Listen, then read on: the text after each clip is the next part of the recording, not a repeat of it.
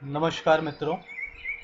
वर्तमान में चाहे बात करें हम आज के युग के विद्यार्थियों की या प्रोफेशनल्स की या कोई भी एक ऐसा इंसान जो धर्म और आध्यात्मिकता से अभी दूर दूर से ही उसने परिचय पाया है, आज की गायत्री मंत्र लेखन के ऊपर यह चर्चा जो युग ऋषि वेदमूर्ति तपोनिष्ठ पंडित श्रीराम शर्मा आचार्य जी के लेखन से निकाली गई है, यह निश्चित ही उनको प्रेरणा देगी कि वो कैसे गायत्री साधना अपने जीवन में सहज ढंग से सरल ढंग से कर सकते हैं। गायत्री मंत्र ओम भूर्भुवः स्वः तत्सवितुर्वरेण्यं भर्गो देवस्य धीमहि धियो यो नः प्रचोदयात्। यह ऐसा शक्तिशाली मंत्र है कि इसका चाहे जप किया जाए या इसका लेखन किया जाए, ये अपने आप में हम पर सकारात्मक प्रभाव छोड़ता है।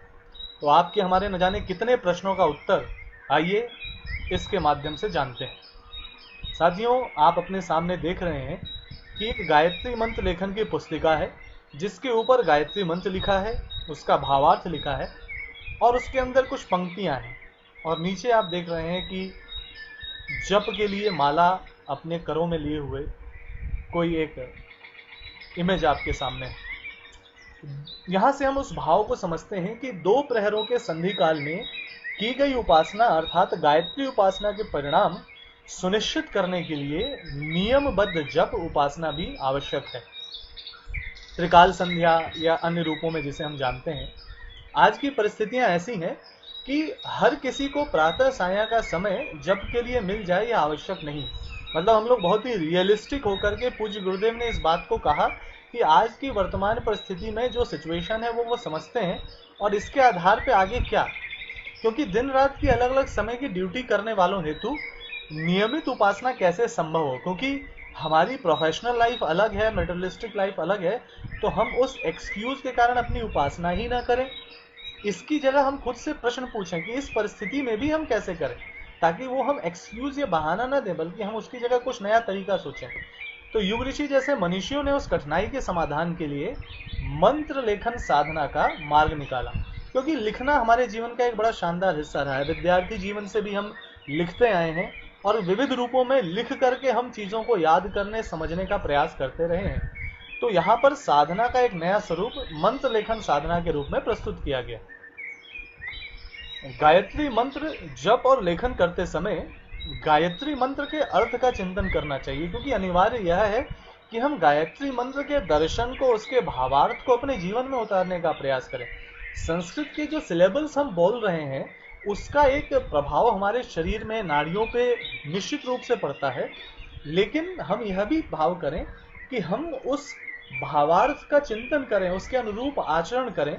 यह हमारे लिए ज्यादा महत्वपूर्ण है, चाहे हम मंत्र जप करें या लेखन करें। मंत्र लेखन की जब बात आती है तो मंत्र जप को अगर आप याद करें तो कई बार जब इंसान ऊब रहा होता है तो उबासी लेते हुए तेजी से माला खींचने लगता है, घड़ी बार बार देखने लगता है, मन भटक रहा है। लेकिन मंत्र लेखन में हमें शीघ्रता नहीं करनी चाहिए। शीघ्रता तो मंत्र जप में भी नहीं करनी चाहिए, क्योंकि भगवान के पास कोई कैलकुलेटर नहीं है जिससे वो आपके नंबर्स को कैलकुलेट कर रहा है, बल्कि उनके पास वो भावों का संग्रह, वो प्रार्थना जानी चाहिए जो हमारे हृदय से उठती है, क्योंकि उनको संख्या से ज्यादा मतलब नहीं। हम शीघ्रता न करें मंत्र लेखन में। मंत्र लेखन में सुंदर लेखन, सुलेख करने का प्रयास करें। साथियों, जब हम करते हैं तो हमारा मन कितना लगा कितना नहीं लगा ये सिर्फ हम ही जानते हैं, और उसको हम कितना स्वीकारते हैं, कब आत्मचिंतन करते हैं इसका नहीं पता।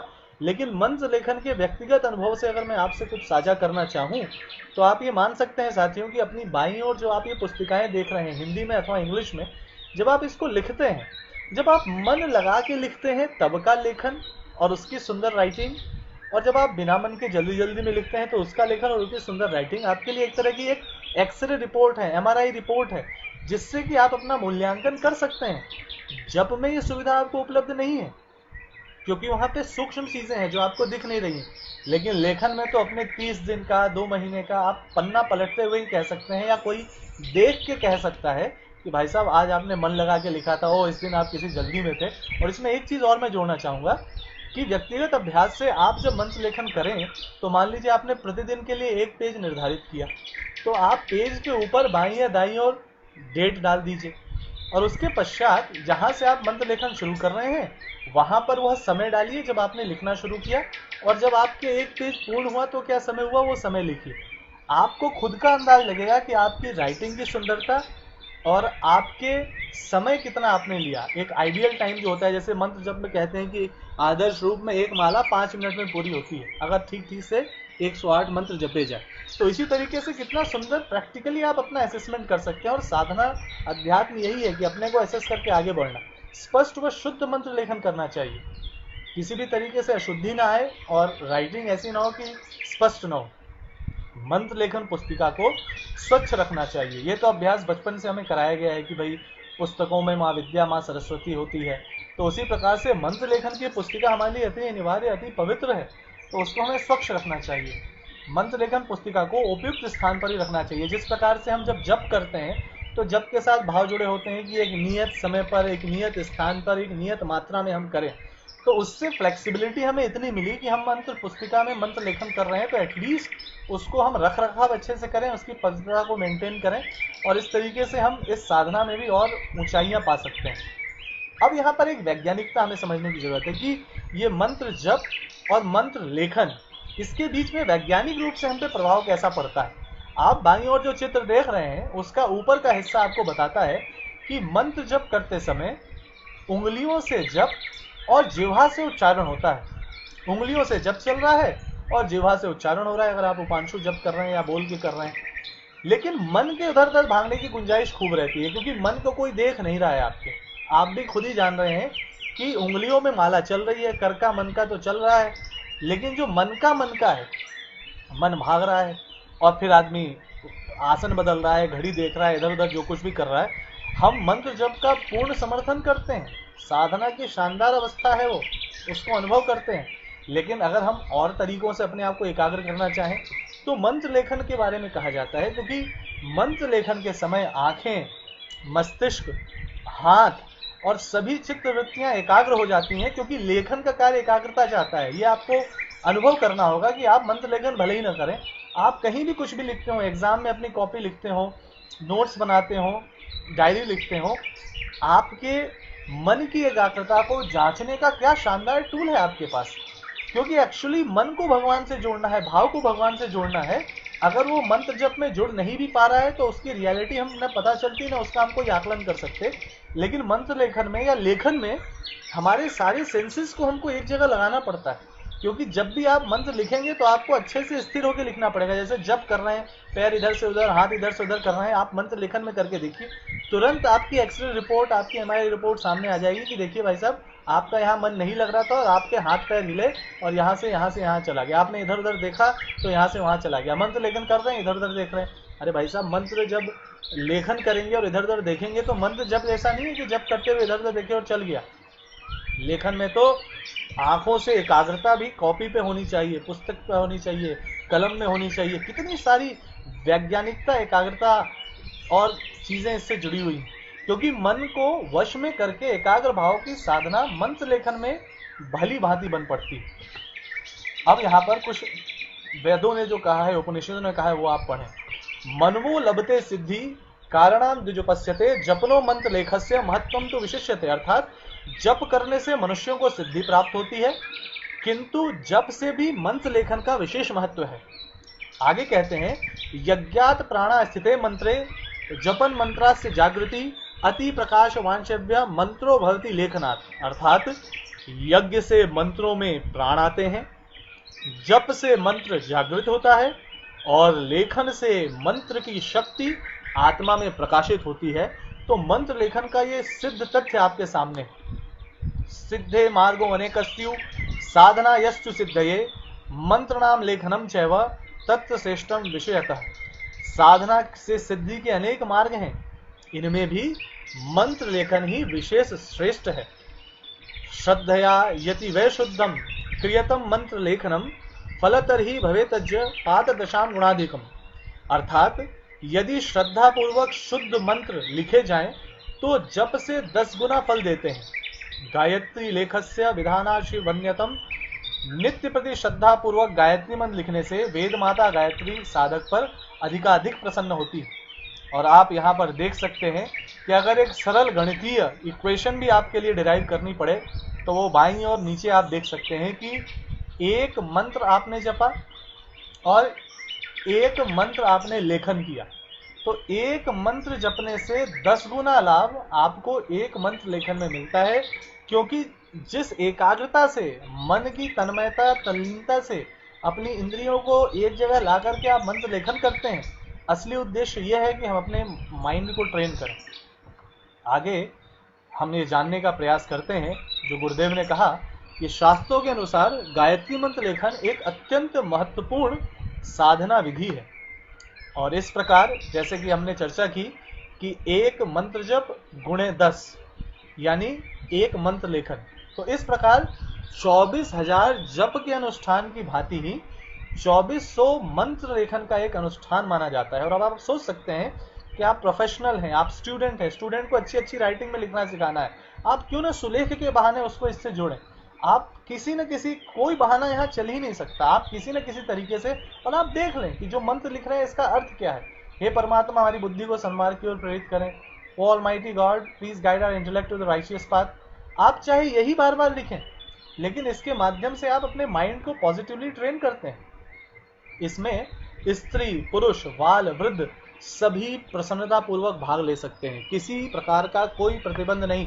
और हमने देखा है कि किस प्रकार गृहिणियां या प्रोफेशनल गृहिणियां जो कि अपना समय निकाल करके किसी न किसी मात्रा में इसे लिख रही हैं, पुरुष अपने प्रोफेशन में, अपने ऑफिस में, अपने वर्क प्लेस पे, अपनी टेबल पे 5 मिनट समय मिला, 5 मंत्र लिख लिए, फिर काम किया, फिर जब समय मिला फिर लिख लिया।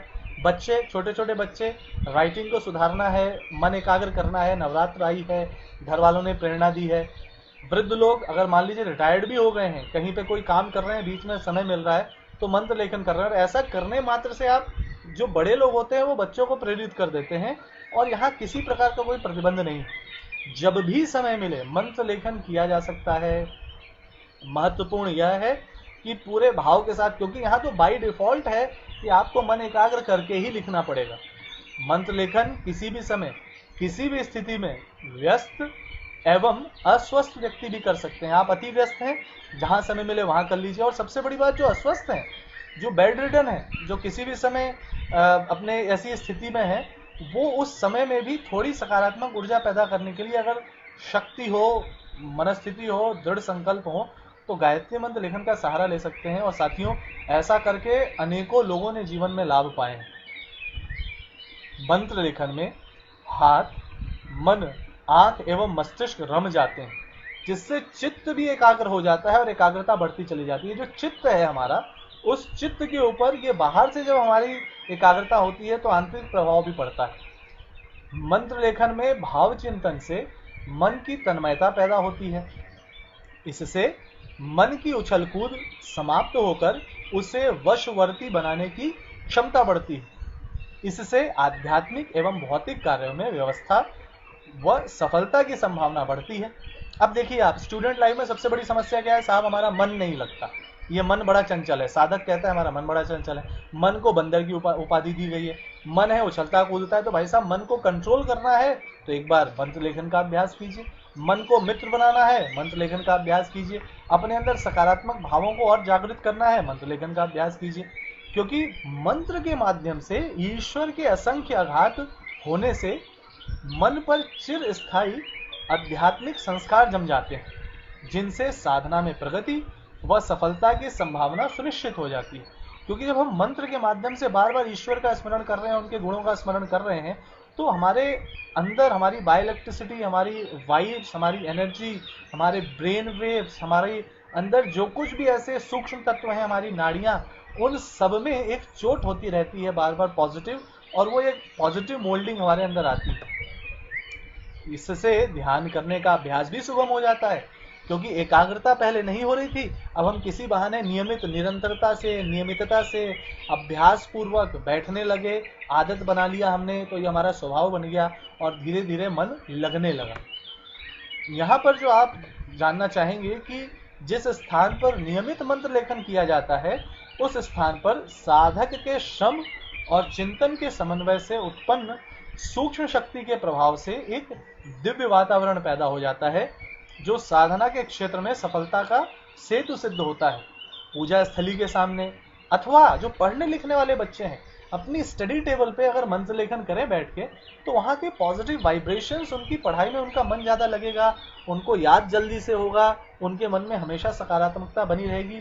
और वही चीज़ वर्क प्लेस में हम जहाँ पर भी हैं, जिस ऑफिस में जिस टेबल पर हम हैं, वहाँ पर हम इस अभ्यास को कर सकते हैं। हमारे आसपास पॉजिटिविटी होगी, हमारे पॉजिटिव एरा से लोग पॉजिटिवली प्रभावित होंगे, हमारी वर्क एफिशिएंसी बढ़ेगी। मानसिक अशांति, चिंताएं मिटकर शांति का द्वार स्थायी रूप से खुलता है। घर परिवार में, समाज में कहीं भी मानसिक अशांति है तो उसकी सबसे पहली जड़ हमारे अपने मन में। हम गायत्री मंत्र लेखन के माध्यम से अपनी मानसिक अशांतियां और चिंताएं, फियर ऑफ अननोन से खुद को दूर कर सकते हैं।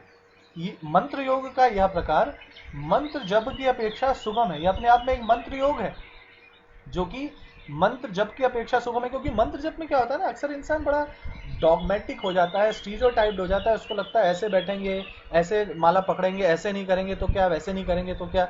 आप प्रभु माला कभी जपे हो ना जपे हो, लिखे तो आप जब से जन्म लिए हैं तब से है ना। तो आप एटलीस्ट इस अभ्यास से शुरू करिए, धीरे धीरे मन लगने लगेगा तो अपने आप आपको आनंद आने लगेगा।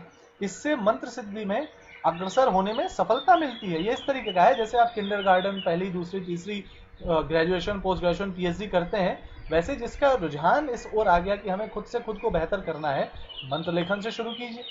भाषा आप अंग्रेजी हो, संस्कृत हो या जिस भी रूप में हो, आप बस भाव अपने अंदर वो पैदा कीजिए, क्योंकि भगवान भाव देखता है।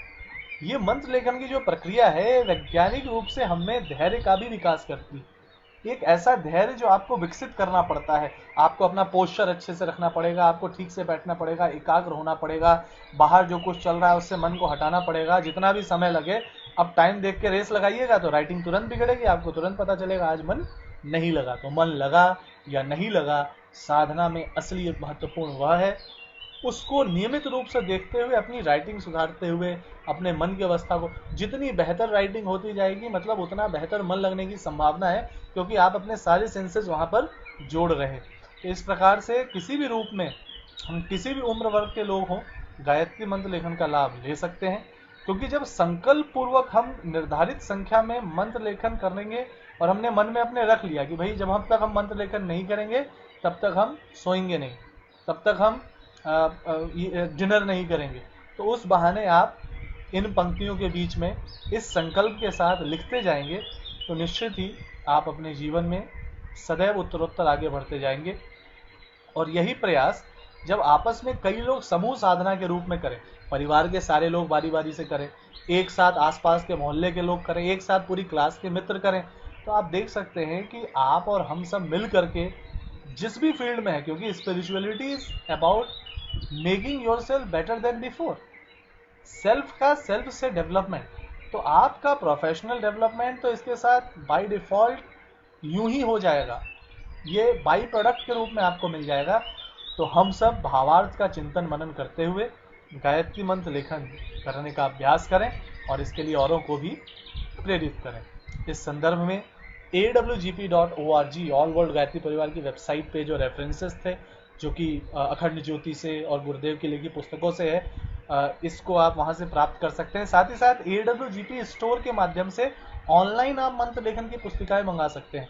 और मुझे याद आता है देव संस्कृत विश्वविद्यालय में कुलाधिपति महोदय और कुलपति प्रतिकुलपति महोदय के माध्यम से क्या शानदार अभियान चलाया था, जिसको बच्चों ने बहुत आगे बढ़ाया। एक एक पेज बस अलग से प्रिंट कर लिया था और उसको किसी भी एक दिन सबको आपस में बांटा, सबने किया। तो एक सिंगल पेज से शुरू कर करके इस अभियान को बड़े स्तर तक ले जाया जा सकता है। ये dsvv.ac.in देव संस्कृत विश्वविद्यालय अपने आप में ऐसा विश्वविद्यालय जहाँ पे प्रोफेशनल से प्रोफेशनल कोर्स पढ़ाए जाते हैं, उसकी तैयारी कराई जाती है, लेकिन उसके साथ ही साथ जीवन में हम कैसे जीवन को बेहतर बनाएं उस हेतु वो सारी विधियां भी सिखाई जाती हैं। तो ये भी उसमें से एक है। तो इस वैज्ञानिकता को समझते हुए विद्यार्थी यहाँ इसका अनुभव लेते हैं, आनंद लेते हैं। आइए हम सभी भी गायत्री मंत्र लेखन के इस भाव से जुड़े, इस प्रयास से जुड़े और अपने जीवन को बेहतर बनाएं। धन्यवाद।